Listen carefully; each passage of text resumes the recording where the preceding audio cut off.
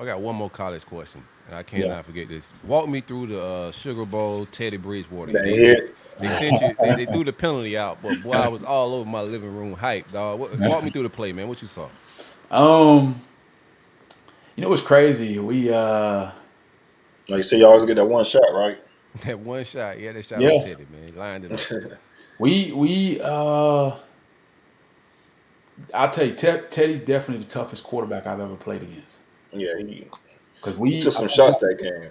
we knocked out quite a few quarterbacks we played, you know, that 2012 year. I don't Shout have out the to EJ. exact number, on top of my head, but we knocked. I mean, we knocked out a couple because it was kind of like a mentality that we had, um, as of whoever we line up against, like they're not gonna finish the game. We had. And I think y'all concussed my quarterback, even though he finished it. I think y'all did definitely concuss Oh yeah, EJ Antonio Manuel in that Morris to put that 2012 thing game. on him. Who's that? That was Antonio Morris to EJ put that Manuel in thing that on EJ. 2012 game. Well, I we think yeah. the crazy thing is we knew he was gonna put EJ out. This the crazy part about it.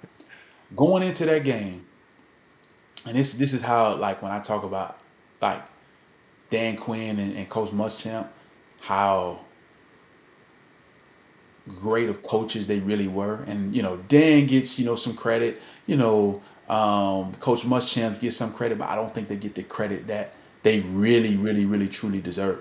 I know when Coach Quinn got to Seattle and everything, everybody really understood who he was as a coach and everything, and how he could connect with his players.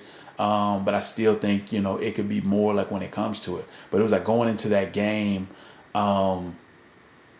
We knew going in, and we said, this kid's gonna get knocked out the game. They were like, he does the same thing. They had went back and studied him all his years in college, and you can go even in the NFL. He still did the same thing. And I remember playing against him in the NFL, and it was like, man, this he ain't learned yet. Like, whenever quarterbacks, when they feel pressure, everybody has something they do. Some quarterbacks are good at stepping up in the pocket. Some quarterbacks are would just take off running. Some Get that spin quarterbacks, shit. you know do the same thing.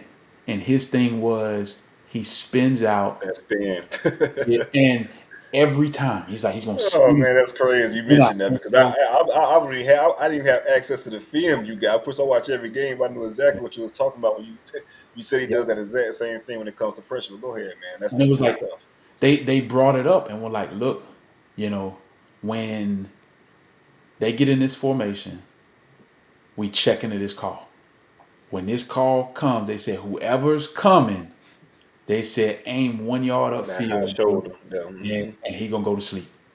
And and and that's exactly what happened. And then the next thing you know, we see Trickett jogging in the game. Man, I mean, I think we were close to Slim running. ass trigger. Two triggers like 170 at that point in Yeah. time. Yeah. And so, Trickett, hadn't even taken a warm up snap, no nothing. And I just remember Muschamp called, like, one of our red zone blitz. I'm like, he ain't mean to call that. So I look at the sideline, and they over there going like this, and I'm like, all right. So I look at the DBs. I'm like, he calling zero, and they were like, huh? I said, he just called zero. I said, we coming. Like, and then we got back to the sideline. They were like, we are going to see if he can throw the ball. They were like, somebody's gonna come free every time on this, and we're gonna get free shots on this kid all night. He's like, DBs, get ready. We playing bumper run on the outside. Hold on for 2-3 seconds. We're gonna get there. Yes, And sir. I um, like Champ how you talking about it, but I ain't gonna lie to you, man. yeah, How you talking about Champ? I'm definitely liking it, man. That's some good shit. man, I'm telling you. I mean, you look at what he's done. At South Carolina, guys that he's produced over there on the defensive side of the ball as of late. You look at, look at his players. When you talk about tough, physical and stuff, look at Debo. Then you got the corner that's in Carolina. Right now, like, you look at, like I said, a lot of the guys that he put out. From under him. At Florida, and then he's been at Georgia as of late. Like, I know they was rolling and stuff, but he's put his touch on that defense as well. Where you know these guys are really coming in, and they're making plays. They're able to play early, because a lot of these kids that are coming out now, like, they're not really as polished. They're not ready to play just yet.